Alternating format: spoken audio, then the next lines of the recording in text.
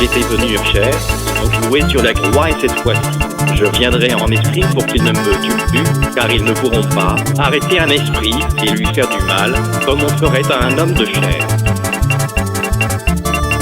Dieu, Jésus et le Saint-Esprit, c'est la même personne. Dans un message de 2001, qui Émile Loufoy, c'est Iquago. Je séjourne donc souvent dans les cieux et au cours de mes séjours, je converse à tout moment avec Dieu. Il me parle et je lui parle aussi. Il me pose des questions et je lui réponds et ce, face à face.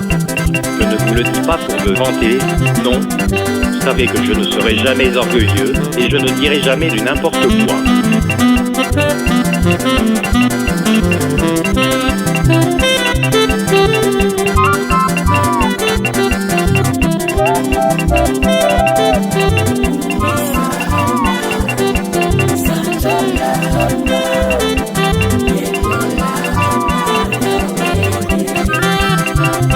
Esingo na mitema yo makasi ya basantu nzambe na bolingo swarukumu kolo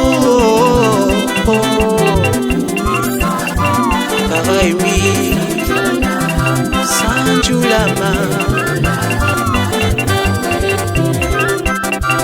watu izali kuchula kapitele ni mokonzi eleboli bolingo lisanga ya basantu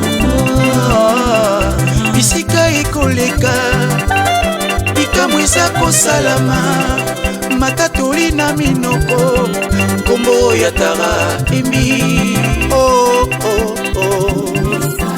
sanjula mokonzi zambe sanjula mae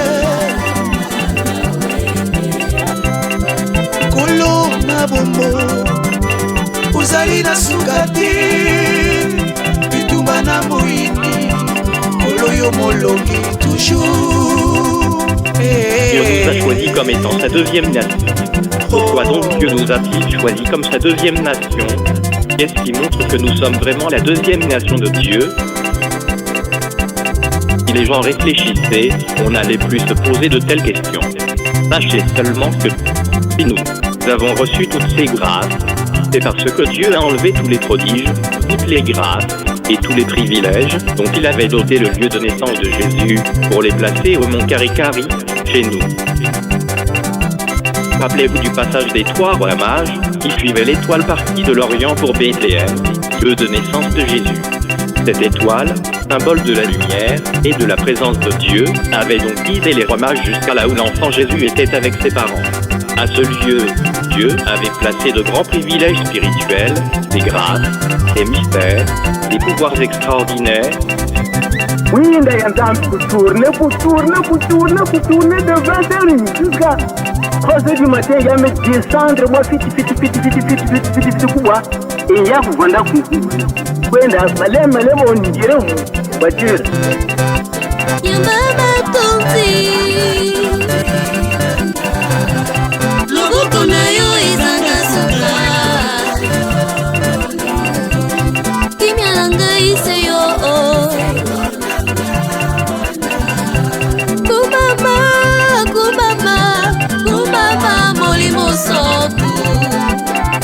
Ya mama tunzi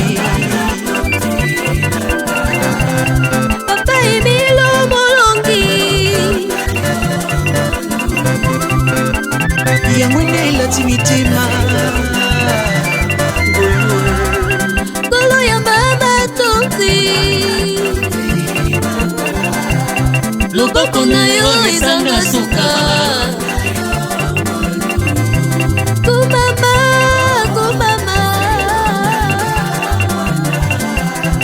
Rappelez-vous du passage des 3 rois mages qui suivaient l'étoile partie de l'Orient pour Bethléem, lieu de naissance de Jésus. Cette étoile, symbole de la lumière et de la présence de Dieu, avait donc guidé les rois mages jusqu'à là où l'enfant Jésus était avec ses parents. À ce lieu, Dieu avait placé de grands privilèges spirituels, des grâces, des mystères, des pouvoirs extraordinaires. Cette étoile, ces mystères nous font quitter la terre de naissance de Jésus, la terre de la première nation, pour s'implanter au Congo-Brazzaville, plus précisément à Kibosi. ya mama tondi kolonanga mama ya mama tondi kolo ya mama tondi nanga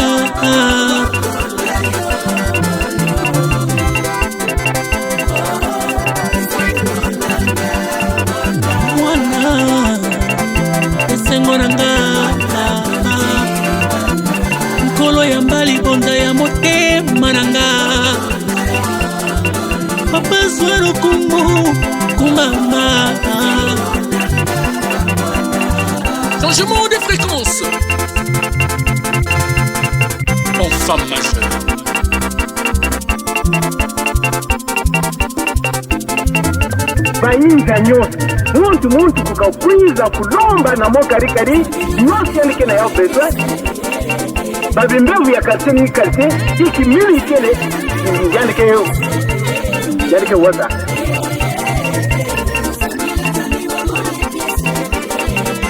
donc zambi ke parti zambi ke na baisi nyose mena mokarikari yake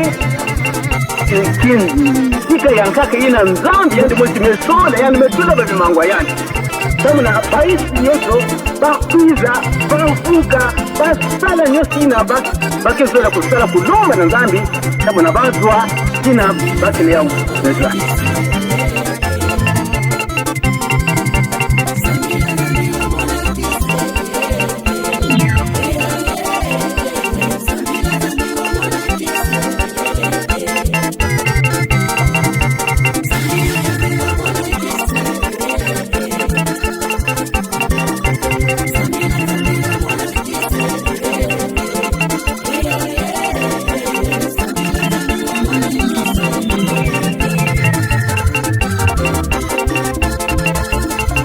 nzambi na rusula yandi nzambi na muntu ya ba promesse yandi réaliser ki promesse ya yandi na le 20 mai 1992 na 20h nzambi talaba vimangu ya yandi awa na mo kari